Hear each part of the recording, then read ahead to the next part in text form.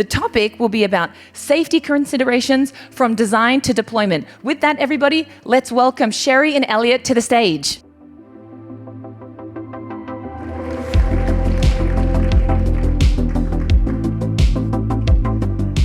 Thank you very much, and thank you everyone for having us here. Coming on stage, Elliot told me, look, if we're talking about safety, just imagine having this huge thing in your house with you, watching you, listening to you, around children, around pets. What's the current state of safety around these machines? Thanks, Shery. There's just a mismatched expectations, I think, and I say this from the perspective of having run a federal agency in the United States associated with consumer product safety. At least in the US market and the European market, consumers just expect that products are tested, they're tested to standards, and the governments would never allow these products into their homes if that were not the case. Unfortunately, that's not the case. Where are we headed then? Who are having the conversations to try to set up a system that works for everyone? So as many people in the room probably are aware of and maybe even participating, ISO, the International Standards Organization, does have standards for robotics. Now those standards are derived from decades of industrial use, car manufacturing facilities, other industrial capacities. So there are standards generally around safety and robotics. The issue though is just the use case is very different. We're not talking about homes. In the industrial setting, the safety strategy is really protect humans from the robots, cage them off, keep them separated to some extent. And this is really the opposite. The whole value proposition around humanoids is that they, in essence, become, at least for the home use, is that they become a member of your family. So the challenge for the standards community is how do you take a standard system that was set up for the opposite hazard scenarios and separating out humans and robots, and how do you adopt those standards for the home use? So that's what's happening right now around the world, but there are no federal mandatory standards in the US. There are really no federal standards anywhere, and it's just going to take time. The technology is way outpacing the development of standards, and so we're just in this gap period where these things are going to come on the market, hazards will develop, unfortunately people will be hurt, and then there will be this race, almost like a panic, right, by governments. I can tell you as a former regulator, regulators and policymakers despise gaps because the public holds them to account. And if there's a gap in the authority, there's a panic to do something, and then you would just hope that the policy making is sound. It's such a different system, say, from how drugs, medical devices are approved by the FDA and then they go to market. But when we're talking about these machines, there isn't such a system. And we're talking about what patchwork compliance around the United States. How does that differ from other regions? So in the EU, and for companies that want to get into the EU market, there are regulations on the front end. The EU machinery regulation is turning into the machinery directive in January of 2027. That's a pretty severe level of compliance that's necessary for a machine, and there's AI components especially built around safety. If one wants to get into the EU, it's a clearer path of it's a higher hurdle, but a clearer path of what has to happen. And if they're also trying to get into the US, that will probably take care of both. But if a company is focused just on the US, it's pretty much, as we would say in the US, the Wild West. And so then it comes down to the most important questions that as I counsel companies that are trying to do this, which is mostly what is your risk tolerance? How fast you want to get into the market matters, of course, which markets matter, but your risk tolerance drives everything. Are there any lessons that could be taken from other industries, like planes, cars? Yeah, the central lesson, and thankfully is what my colleagues yesterday were talking about in the industrial setting, which is you have to build safety into it. You have to consider safety. You have to reasonably approach safety. You can have a different risk tolerance. You can have a very high risk tolerance and be willing to get to market fast, but you still have to do base level of safety work. And similarly, obviously, if you want to go slower and build in more, that's fine. But if a company does not reasonably contemplate safety in design and development, somebody else is going to, after the fact, impose upon them potential design changes around safety. You are the first attorney to join the US delegation in the ISO process when it comes to really writing these robot standards. How difficult is it? I think it's tough because for us, as somebody who's written federal standards, usually there's some incident pattern or incident history, real life scenarios that you use. And so let's just say, like we used to write standards for strollers. We would base that off of years of medical data of how people were being harmed by strollers, pinch points in fingers, how children were, maybe there was a choking hazard. And you take all of that epidemiological data and you are able to break out the certain types of hazard patterns you're trying to address. You develop test methods for them, pass, fail, and then you write that into a standard. But again, because we don't have experience, the only experience we have of human and robots really interacting is an industrial setting, as I mentioned, where you're trying to separate. We don't have, and nor do we really want to have incidents of humans getting harmed in their homes by robots, but that is really what it's going to take to understand some of the differences. Now, look, the standards do address basic hazard patterns, like you can't have a battery that overheats, and you can't have pinch points for fingers in certain joint areas, and you can't have sharp points on the robot, things that we can intuit are going to be obvious about a product. But again, until you bring in the actual in-home uses and consumer misuse, which is a real factor, you can warn and instruct and design around, as any safety official will tell you, around consumer misuse. People will do things with these robots that they shouldn't do. They shouldn't be doing. Yes. Yeah, classic about us humans. But when we talk about these uncontrolled environments and these homes, that's the thing, right? The unpredictability of it all. So when you're trying to set those standards, in an international setting, who's at least getting there fastest? Well, right now there's a really fascinating development where China, which historically has not led on safety standards, is developing their own standards, which will include safety components. Now, China might be in the best position to do this when it comes to humanoids just because of the scale, pace, and scope, as we're even seeing here, of the Chinese companies in the development in this space. What is fascinating about it is you have the ISO process, which is, as I mentioned, it's moving. It's just moving slowly. And then the Chinese process, which could move pretty quickly. How will those two things marry up? Will the Chinese delegation then try to convince ISO to then adopt the Chinese versions? Will China just certify its own products that go out in the world, and those will become the de facto baseline standard because there's so many of them in the market?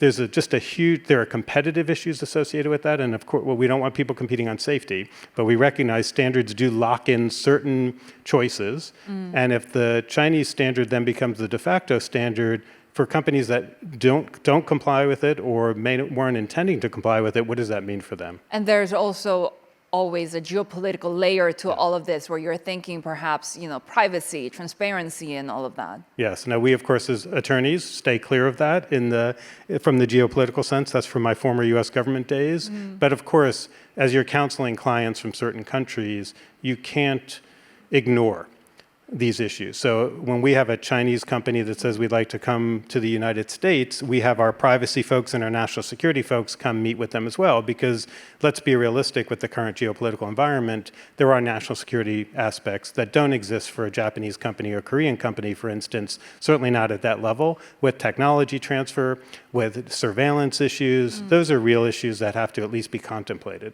How is Europe doing in all of this? Europe, again, they are ahead in the sense that they have the machinery directive coming online, so they've set a baseline.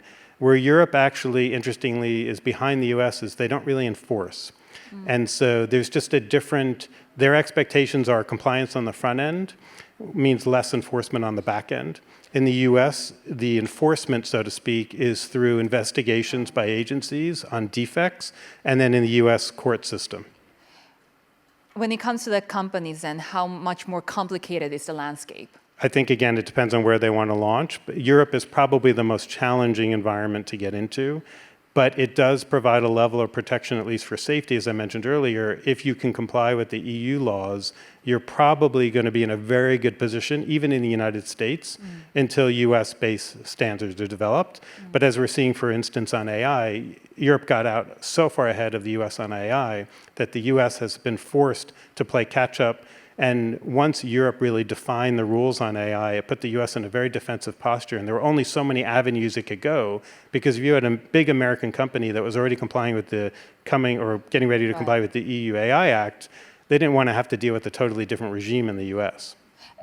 when we talk about safety and to a certain extent regulation, there's always the issue of how does this, or what's the risk of hampering technological advancements? So where does that line lie and the balance of having regulation and having safety, but at the same time having the freedom of design, the freedom to create and innovate? Yeah, it's a fantastic question, and it goes to the choices of market entry in my mind. I think a lot of companies aren't prepared for or don't want to invest in what it would take to go into the European Union and get the EU mark for their products, or the EC mark for their products. And so easier to get into the US, gives more design freedom. There really are only very few mandatory provisions that have to do with the Federal Communications Commission and the type of sort of emissions from these devices. There's the UN and Department of Transportation battery transportation mandates. But again, those are very, very minimal. They are not fundamentally affecting design decisions the way the EU regime could. Do you see in the future, down the line, a universal standard? I see a core set of values expressed in standards that will probably be modified per jurisdiction because all of them have policy preferences. But I think when it comes to safety, I mean, for instance, right now the EU toy standard, EN71, is different than the US toy standard, F963. There is significant overlap. If you buy a toy in the EU, it is likely to be comparably just as safe as a toy in the US, but as a manufacturer selling into both jurisdictions, you actually have to comply with both, and they're slightly different. I see that happening for robots as well, in part because, as I mentioned earlier about competitive aspects, I don't see certain countries giving up their sort of proprietary methods of having their own standards that they feel like benefit their industry. One thing that's really fascinating about the humanoid and the robotic space is, unlike many other areas that have come online, other product areas like phones, major product areas, this is one where countries are being very overt about how much they feel like they need to be participating and having their industries be part of this race to market. You're seeing consortia. Korea has a consortia between the government, private industry, the major conglomerates, and the universities. Japan has a similar effort. China clearly is investing. Are we talking about more broadly artificial intelligence or humanoids? I think it's both. I think it's both because they're totally related. I mean, humanoids are physical AI, and you can't, of course, have a robot without the AI component. And there are both hardware aspects and software aspects. Some are the same companies, some are two different types of companies. But at a national level, these countries, they see the importance of not getting left behind. And so I have not seen, I mean, you'd have to go back to even older than we are, so like the great space race between sort of major nations to see that type of national involvement and investment in the development of products, that it's pretty rare. Who do you think is getting ahead in organizing and really trying to win that race? Well, I don't want to pick favorites here or at least handicap it, but being in Asia every other month and seeing as many companies I do, as I mentioned, the scale and the pace and the scope in China, it's tough to see anywhere else producing at that size and at that rate. Ultimately, a lot of it is going to come down to human acceptance, and something we haven't talked about yet is there's a great debate in the community as well, and obviously we're here for humanoids, of are humans going to be, consumers going to be more comfortable with something that looks big and maybe scary or whatever, or do they want something sort of like a cartoon character? Companies are hedging their bets and moving in different directions, trying different approaches. But we don't know until consumers start buying them which approach will work and for which consumers. And we also don't know, will this be like phones where 2 or 3 brands dominate the major markets? Or will this be like cars where there's tons of brands out there and a lot of different consumer choice? Part of this race to market is some companies believe it is going to be like phones, and if you can get on the market faster, you can dominate the entire market, whereas others are like, well, maybe this will be more like cars, where we can come along 5 years later and we can get a nice part of the market. Bloomberg Intelligence is an arm of Bloomberg, had research that perhaps in China, there's more cultural acceptance of having these human-like robots in their homes than there is in Western cultures. Could that sort of have an impact on how fast not only humanoids are adopted, but also the safety issues become come to light, come to the forefront? It could. It could help China in terms of developing more refined standards, as I mentioned, because there will be more real use life patterns. The other thing is something that was different when I was running the CPSC than is now is there wasn't the same Chinese domestic market for Chinese products as there is now. And so just from a sheer capital standpoint, a sheer market force standpoint, a sheer testing your products in a population and refining them, China has that vast middle class to test out its products on and refine them and improve them and use that knowledge gained as for sales around the world. That is a tremendous advantage. And perhaps sort of change what the perception is of made in China products. Absolutely. Well, that's a big part of it too. During my CPSC days, that label made in China conveyed a very different sense now, I think, of course, where the Chinese government wants it to be conveyed. But if you look at tech products in particular, the quality is surpassing what you see in a lot of other jurisdictions, and people have to be honest about it. People can be patriotic and they can look at their own country's products and say, we're the best, but they also have to have a clear eye for the future and recognize where are things being made very well. And I have to say, Chinese products are really at a superior level in many places. How they got there is a different discussion, but the reality is that China is very, very good at high-tech products these days.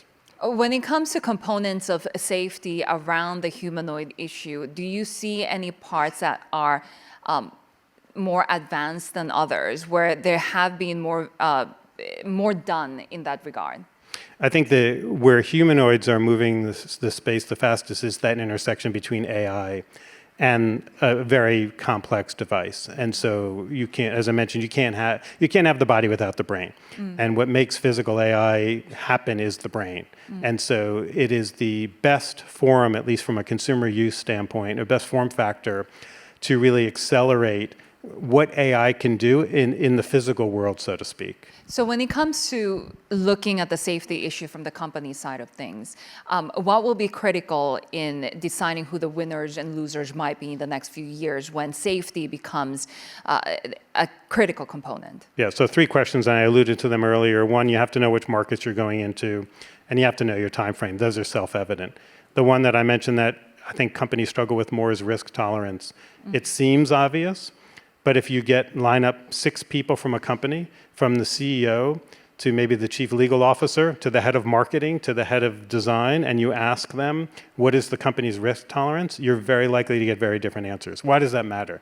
Well, the risk tolerance is what dictates what you are ultimately going to do. It is the most important factor as to how much you are going to build safety in on the front end versus maybe just, as I mentioned, put some safety in, be reasonable, but then get to market and make sort of continuous improvements as you go forward. So that internal alignment on risk tolerance is the most critical factor for a company really at any stage, and for ones that have external investors, there has to be alignment between the investors and the company as well, because investors might be envisioning some different timeline and some different product risk profile than the company is, and getting that alignment really is the most important step.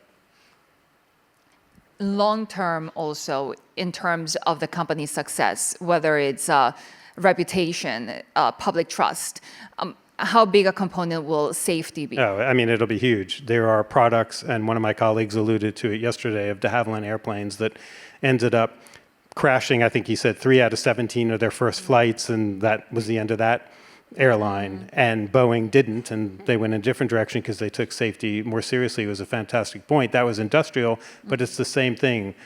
The Samsung Note 7 recall happened under me, for instance, and that was a devastating moment for Samsung. That was very, very difficult for them to take years to build out of, or to dig out of. For that, at least, was phones, and there was brand recognition and brand loyalty that Samsung could overcome. But for robots, where almost all these companies are new, they might be from a different part of the world. It's a different product, as we've discussed. I think the ones that don't have catastrophic injuries up front, which obviously involves safety and design and development, will have a much greater advantage in the marketplace to have that staying power, because we're in an age of 24/7 social media. People post videos all the time. Some people might be attracted to a robot that blows up for their own consumer misuse reasons, as I mentioned, but most people don't want that happening in their home. And if you end up having a viral video of a robot blowing up or something terrible happening, you can imagine from a brand perspective what that could mean. So what does it look like for the company when they're trying to build in safety, not only as a last checkbox when they're about to launch, but from the design process up to deployment? Yeah, I would say I would take that last checkbox and I'd move it to the front of the process. And so it really involves having the right engineers and the right safety personnel that are in-house and that are I mean, there's not going to be a huge list of people who have been doing robots for decades, but you have to take people who have a similar enough profile, and they have to have a voice. It can't just be that the founder or the CEO is dictating everything because of the financial pressures and the time pressures. The safety aspect actually has to have a seat at the table, and they have to have a real voice. And then it just involves documenting. I mean, there's sort of the very boring, bland aspect of have a process, write it down, and follow the process. But then keep checking as you go. There's a whole bunch of steps that engineers do to test products. And you want to envision consumer misuse, especially in the United States. You really have to put products through the pace. And just like a toy company will have to say, how can a child use this improperly and what hazards can a child create? A company needs to go through the same process. Just imagine testing it in a home, all different terrains, all different conditions, and all vulnerable populations, disabled people, children, elderly people, and making sure that you are anticipating all the different hazard patterns that can be foreseen, and then reasonably designing around that. And then the risk for companies is not just about physical safety when it comes to their products, right? Everything else that goes along with legal compliance and so forth. Absolutely. I mean, there are other areas that my colleagues counsel on in terms of privacy. As you mentioned, data security. Those are going to be massive, massive issues with robots. They are, in essence, cameras just collecting data 24/7. But one physical safety aspect that I do want to mention that I think is particularly important for companies is high-density batteries. Lithium-ion batteries right now. That's what was the issue in the Note 7. We see what happens with lithium-ion batteries. They are potential bombs in many areas with e-scooters, e-bikes. Regulators are very much afraid of fires and catastrophic fires because of them. It's one of the areas where this is a level of power in a home product that is somewhat unprecedented. And it is very easy for a company to rely on a battery supplier who ends up changing their specs or changing some of the materials. And then the company doesn't realize what's been put into the batteries that they are marketing and selling in their product. And there's just a ton of risk there. That would be the one physical area I would counsel companies to pay the very close attention to is the safety of the batteries in their That's product. a good point because we're talking about the company, but it also relies on a very long supply chain. Exactly. So ensuring the whole ecosystem and the safety around these products, what are some of the critical challenges, top 3, top 2, or 1 that you think needs to be prioritized in the next few years? I would say, again, just having a sense of your risk tolerance and then understanding how consumers will interact with these products. We might be out of time, but it's a conversation we should continue. No, I left 2 minutes over there. Okay, I was keeping track. But Elliot, it's really good to have this conversation. Thank you so much for that. And of course, we hope that this conversation was helpful in getting that safety overview in this aspect of technological advancement. Thank you. Shery and Elliot, what an incredible moment we just had. Thank you, everyone. Let's give a big round of applause to Shery and Elliot.